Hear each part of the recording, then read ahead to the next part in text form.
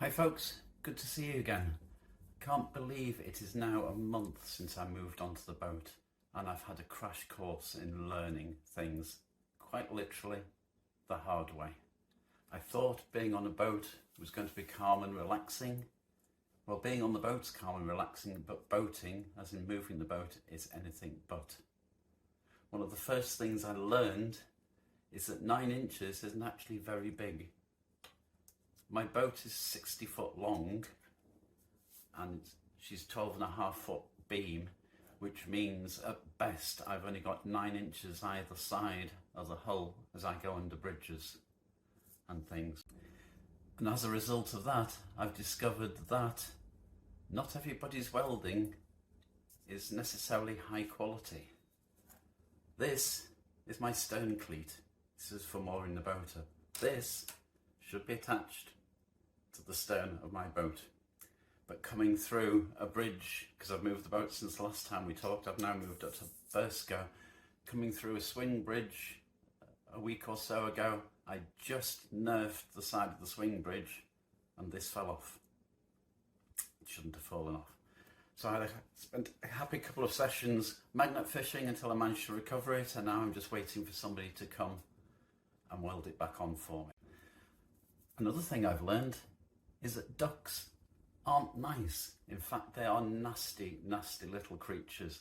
Every day, about 3 or 4 times a day, out of one of my windows, I will see 2 male ducks, the drakes, fighting, and they fight and they try to drown each other. They are nasty little beggars. I've also noticed that coots don't like moorhens, so they chase them around and threaten them. And far from being calm and very friendly on the river, the wildlife, like I say, just seems to be horribly nasty. Is to get the intervals right when you're doing time-lapse videography. I think the best interval is 1 frame every 5 seconds. I think the video that I've shot that is going to be at the end of this is about every 10 seconds, which is why it's rather jerky. The third thing I've learned is just how helpful, friendly and full of advice other canal boaters are. I moved the boat from Lydiate to Burscough last week. I was having to go via Marina to get some more fuel and to get my black water tank pumped out. And a fellow boater just turned around and said, "I will come with you if you like."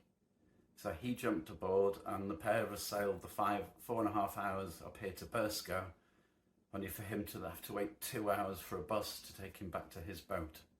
But all the way along he was offering advice and guidance on how to set the boat up, ready for bridges, ready for tunnels and the swing bridges and whatever, and it's just amazing. The guy's name's Kevin, he's on a little narrow boat, but he's just so helpful. I'm very grateful to have him around.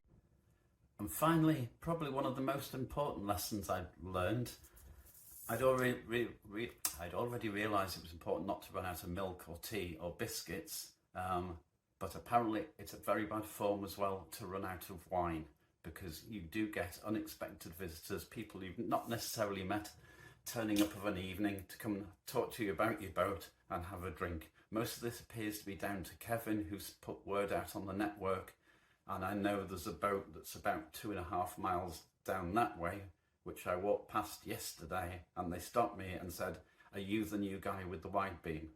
We'll be down for wine tonight or tomorrow, so make sure you never run out of wine."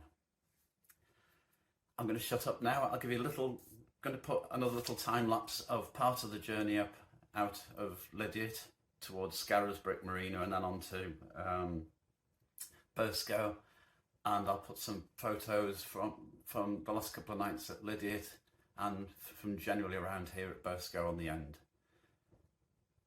If you want to carry on following me, please don't forget to subscribe. You can like the video as well and hit the alarm button so you get a reminder the next time I post.